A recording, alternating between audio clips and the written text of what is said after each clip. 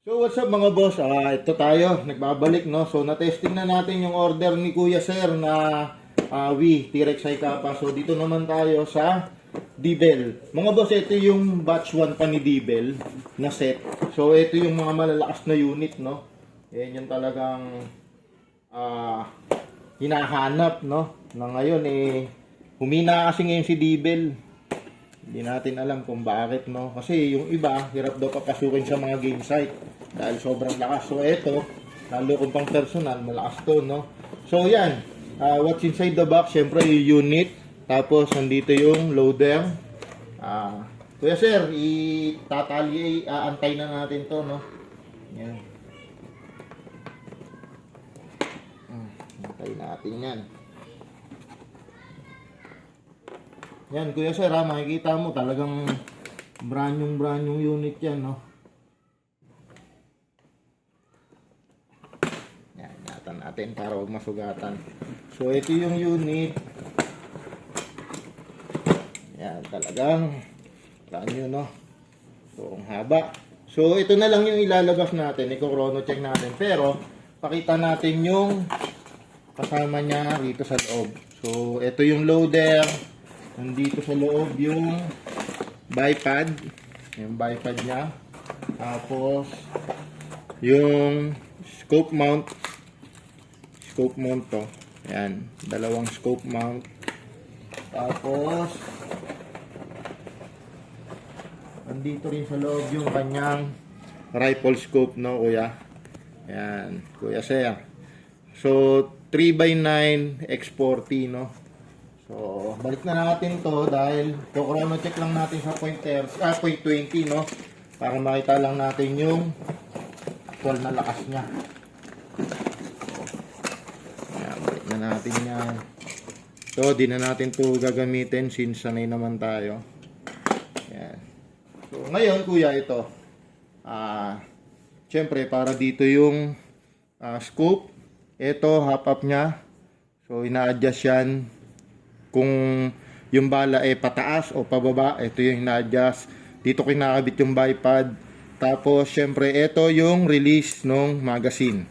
So, ito yung magazine niya, kuya. Ayan. Lagyan natin ng 0.20 BBs, no? Saktong pang chrono lang natin. Ayan. Mas mabilis to, syempre, pag naka-loader. Pero tayo, sanay naman tayo Ayan. Lahat pala nung nagamit na o nalaglag na bala, bawal na siyang Kuya Sir. Yan, bawal na siyang i-recycle o gamitin ulit. Ngayon, lagay mo lang siya diyan. Yan, make sure na may clicking sounds. Yan. Tapos, syempre, babanat ka ng buto rito. Ito yung safety niya, no? Ngayon, pull. Yan. Pag naganyan mo na, yung talagang as in pull, balik mo siya manually. Ayan. Maganit pa. Ayan. Maganit pa kasi bago pa siya, no? Ito is safe. Yan. Pag naka-safe, syempre, hindi siya makakalabit. So, ayan. Chrono check natin, D-Bell BSR 10. Firing. 511.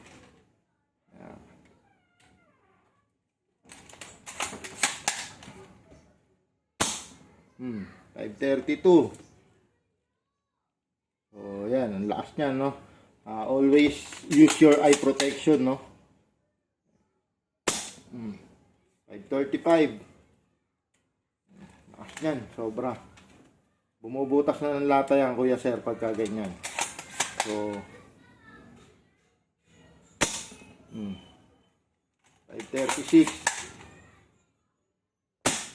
Yan. Na-upgrade pa to kahit 700 FPS kaya nito. So consistent siya, no? Ang maganda rito, ang dali ka sa. Yun, wala na siyang bala. So okay na okay yung unit, no? Okay na okay yung unit. Pwede itong ipanglaro sa mga game site. Kagandahan pala sa set, mga sir, meron na siyang kasama nitong mount na to. Yung unit lang kasi, wala siyang kasamang ganito. Ang hirap hanapin yung mount na yan, no? So, yan. Book na natin ngayon. So, ang in-order ni Kuya Sir is isang D-Bell BSR 10 na set. T-Rex High Kappa na VT Rex Hi-Capa Silver. Yan. Tapos 0.43 na BBs para dito. 0.23 BBs para dito sa VT Rex. Tapos silicone lube pang maintenance natin. Loader para dito kasi may loader na siya. Tapos dalawang gas, no. So yun, Kuya Sir, i-book natin ngayon, no. Pakulang ng maayos. Maraming salamat po.